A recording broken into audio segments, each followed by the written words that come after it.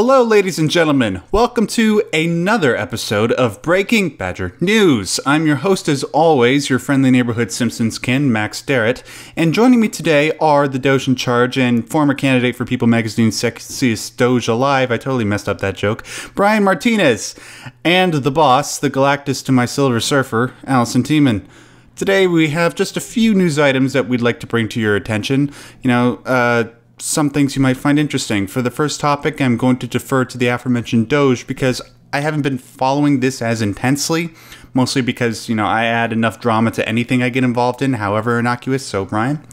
Okay, so if you've been living under a rock on YouTube and you've been involved with channels like ours, you may not be aware, but there has been a little bit of a kerfuffle going on within the Skeptic community, which is a term that I use with a little bit of hesitation, specifically between Thunderf00t and Sargon of Akkad.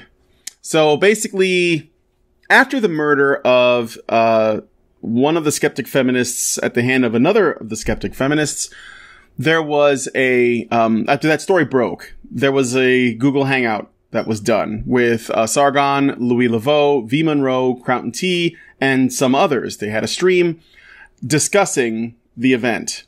In this stream, there was some dark humor and some laughs went around, although there was also a lot of acknowledgement of how tragic everything was. It was more like basically people dealing with this tragedy in the ways that they are accustomed. Unfortunately, there was a lot of drama that came out of that, just in general. There were people who were essentially in the V. Monroe camp, where they were advocates of the idea that anybody should be able to joke about anything, and that, engaging in gallows humor around a specific topic, no matter how dark, is not necessarily in support of the event. It's more like a coping mechanism. And then there were people who were strongly against it. Many social justice warriors use it as a means to essentially get political points, or using their own brand of, virtue signaling, moral grandstanding, etc. What was a little bit unexpected was that Thunderf00t was joining in on the moral grandstanding. He basically made videos condemning Sargon and cherry-picked some of his quotes, even though Sargon was actually one of the least, if not the least, in support of telling jokes. He was the one who said, well, we probably shouldn't joke about this, or if we do, then we should certainly, acknowledge that this is a tragedy. Of course, nobody was really against that idea. This is just the way that they chose to cope. Thunderf00t didn't see it that way, and basically they went back and forth. Thunderf00t, sort of quote mined some of Sargon's, that stream to make Sargon appear as though he was in support of, making jokes at the expense of the victim in this terrible, tragedy, when in fact the jokes were more so made at the expense of Russian Deadpool, the guy who actually committed the act. So, I don't know what else to say about it. It's just, it's drama. And, yeah. I didn't really want to talk about it, but I think that because it's been going around and it hasn't shown much in the way of, signs of subsiding, we may as well, throw our 2 cents in there. Yeah, just address it. It's sort of sad because I think a lot of people within this community would have normally referred to Thunderf00t as sort of, rightly or not, the godfather of the whole skeptic community, and doing these responses being critical of progressive leftism. And just to see this sort of thing happen, it just seems so out of character for somebody like Thunderf00t, who seemed like he would want to push the boundaries. And plus, it seems, yeah. I think I'm saying I think Thunderf00t's heart is in the right place, because what he's responding to is there was a time where his father was diagnosed with cancer, and his ideological opponents, specifically these feminists such as Laughing Witch, Jenny McDermott, guys like that, they made streams where they were indulging in glee at what was at this terrible thing that Thunderf00t was going through involving his dad. And I think that he's equating these two things, but they're not the same, because in the case of Jin and McDermott and the feminists who were taking joy in Thunderfoot's suffering, that was personal. They didn't like him, so when something bad happened to him or when he was experiencing something bad in his life, they were, to be most charitable, they were treating it as though it was karma or some kind of sick justice, but at worst, they were glad it was happening and they were reveling in it. This is a really mean-spirited way to do it. And at the same time, I would also like to point out, at the same time, I think that they have every right to do that. And I wouldn't tell them they shouldn't or cannot do that. This, however, is not quite the same because the person who was the butt of the jokes were Russian Deadpool, as well as the skeptic community itself, because, you know, there is a, they were basically making some self-deprecating humor. Essentially, like Louis Laveau, for example, I think he said, something like, I think I want to take a moment to praise the shooter.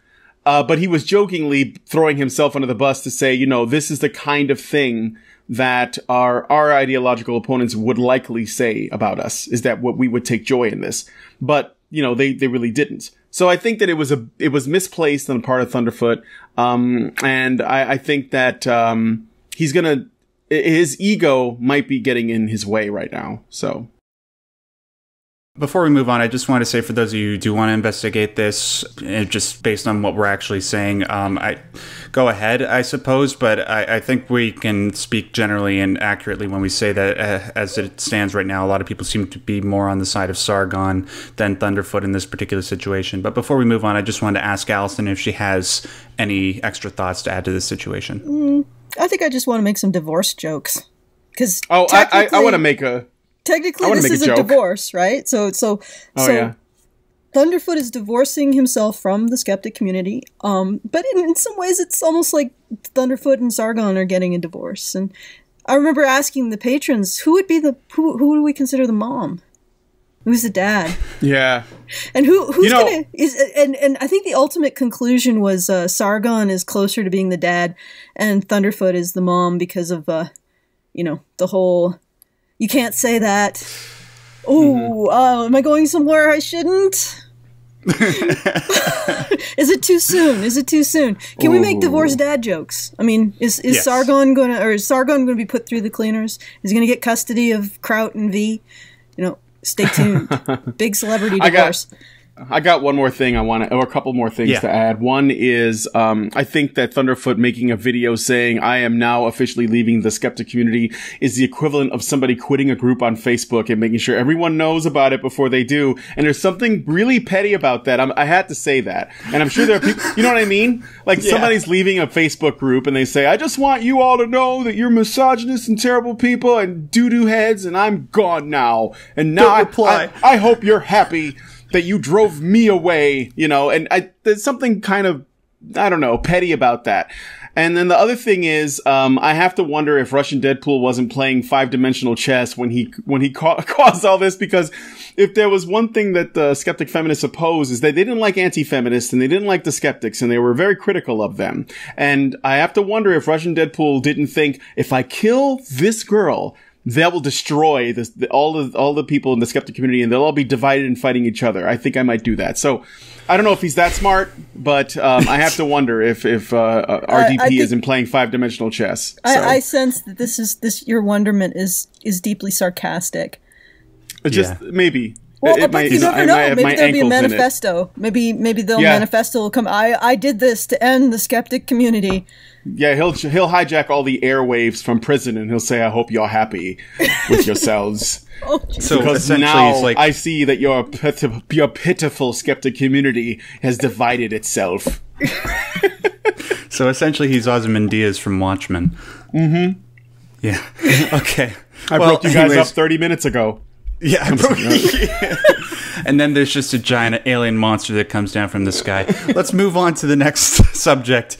So apparently there's this fan convention held in Missouri, I believe, called Archon. And what happened a couple days ago, actually, OneAngryGamer.net reported on this. A YouTube user named Netscape applied to do a Gamergate panel at the convention months beforehand and had approval with the condition that there be an anti-Gamergate panel as well, just to sort of diversify the discussion.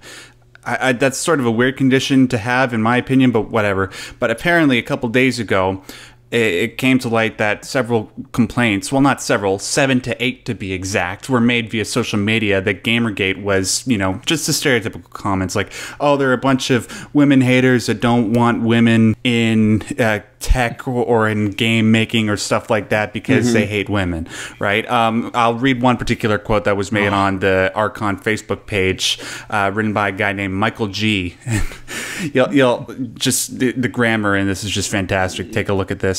A Gamergate is simply men who feel they can harass, stalk, threaten, endanger women under cover of so-called ethics on journalism. Frankly, no one cared until... That's sexy. Yeah. Ethics on journalism. Hey, that's my kind of journalism. Frankly, no one cared until a woman became successful and outspoken. Jeez, okay. Gamergate is about silencing women in gaming, developer or journalist or regular gamer. It has no place at Archon. Archon should be a safe place for all, including women and LGBT. Gamergate and their violent women-hating ideology has no place at this con. Now, a reminder to both you, well, to all of you out there, both the FBI and the European Commission couldn't gather enough evidence to classify GG as a harassment campaign, and plus, prior to any of this happening, if I'm not mistaken, there have been franchises in gaming that have been headed by women. One very popular franchise, Halo, is headed by 2 women named Kiki Wolfkill and Bonnie Ross, and nobody seemed to complain about that. So anyways, any of you want to say something to this? Yeah. It just seems sort of par for the course for GG, in my opinion. This argument is so 2014. Yeah. Yeah, I mean, these people are way behind as far as, knowing what's going on with Gamergate, but it doesn't surprise me considering how much reach the mainstream media narrative has.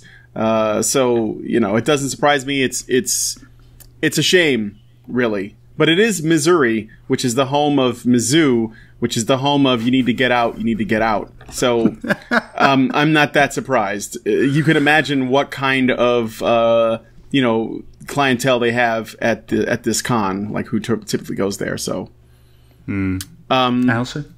No. Oh, I just wanted to say, I guess no woman ever succeeded in gaming prior to Brianna Wu. Yeah, succeeded in gaming? Yeah, no.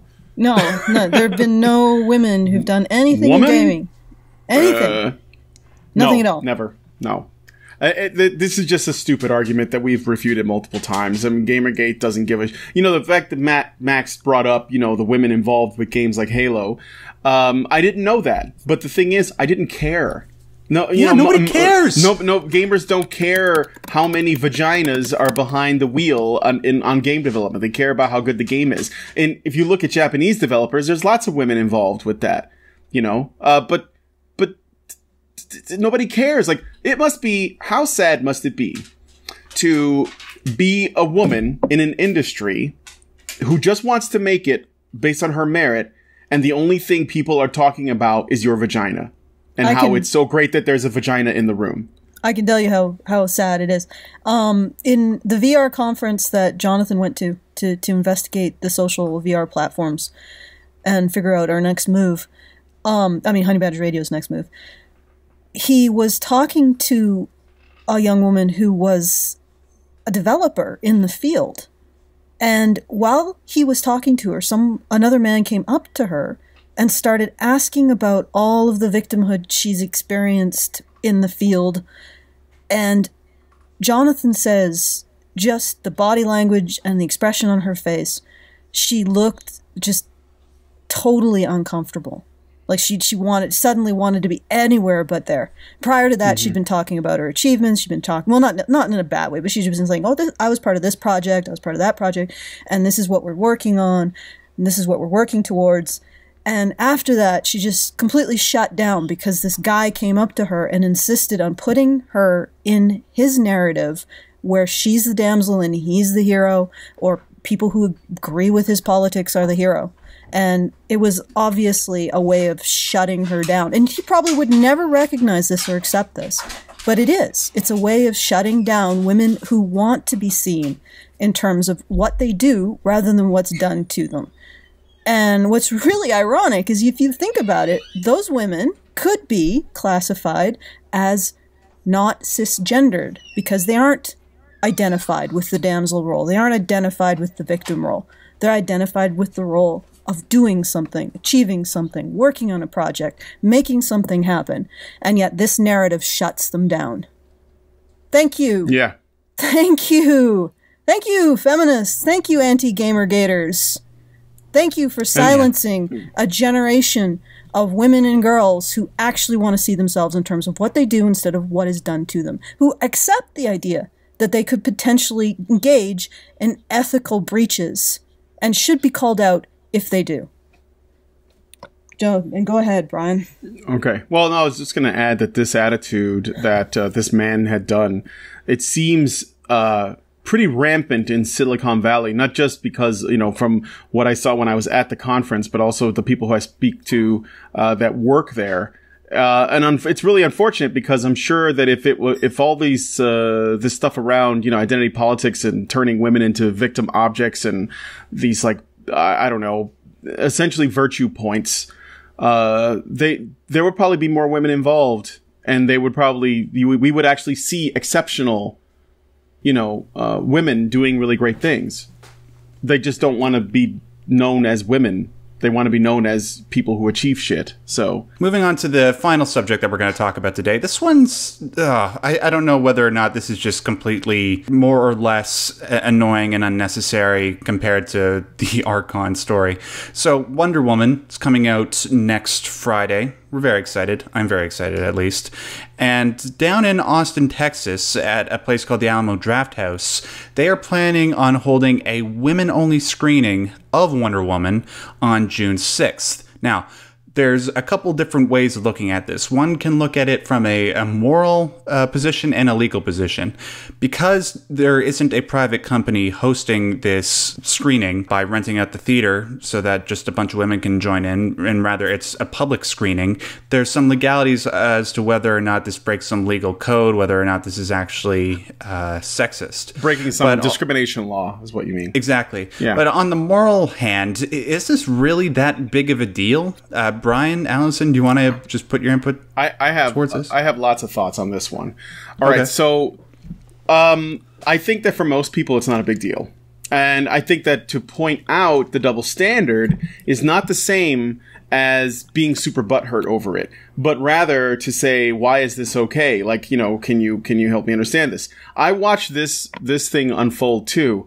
In the beginning, there were news stories that all they said was Alamo Drafthouse in Texas is planning on hosting a women-only screening of Wonder Woman, and that was the end of it. They just said, we're going to do this because we think, you know, oh my God, it's so great that there's a female character getting a movie, and women should all, like, collectivize, go out and watch it.